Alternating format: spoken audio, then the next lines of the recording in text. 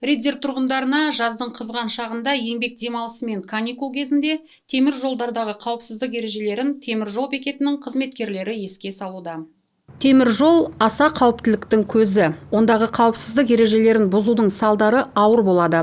Алайда Риддер тұрғындары ескертулерді елемейді, өтпейтін жерден өтеді, күнделікті өз өмірлерін және денсаулықтарын қатерге тігеді. Мы призываем к бдительности.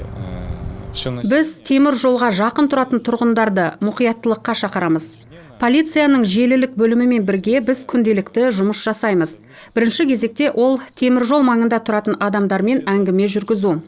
Оған қарамастан өтпейтін темір жол өткелдерінен адамдар өтеді, тіпті вагондардың астынан жүріп жатады. Тыйымға мүлдем қарамайды. 2022 жылы бөгде адамды басу оқиғасы орын алған болатын. Әйел адам зағип аймаққа түсіп, өлім құшты. Риддердің темір жол бекеті қызметкерлері тұрғындарды аса қауіпті аймақта темір жолдың маңында ережелерді бұзбауға шақырады. Жаяу жүргіншілердің көпірлері мен өткелдері арқылы тек тиісті жерден жүрулерін сұрайды. Рельстарға тұруға тыйым салады.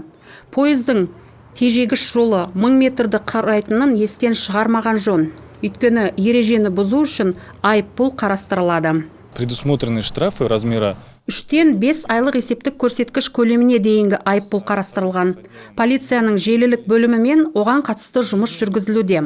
Мас адамдар өтпейтін тұстан өтеді. Оларға айыппұлдар рәсімделеді. Кейбір адамдар өз қателіктерін мойындайды, ал кейбірі мойындамайды.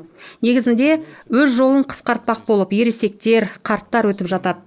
Балаларды темір жолмен жүрмеуге үйретудің орнына ересектердің өзі сол бұзушылыққа барып жатады. Темір жолда оқиғалардың алдын алу мақсатында бекет қызметкерлері Риддер тұрғындарынан өтінеді. Темір жолдағы маңызды ережелерді ұмытпауды және балалармен алдын алу әңгімелерін жүргізуді.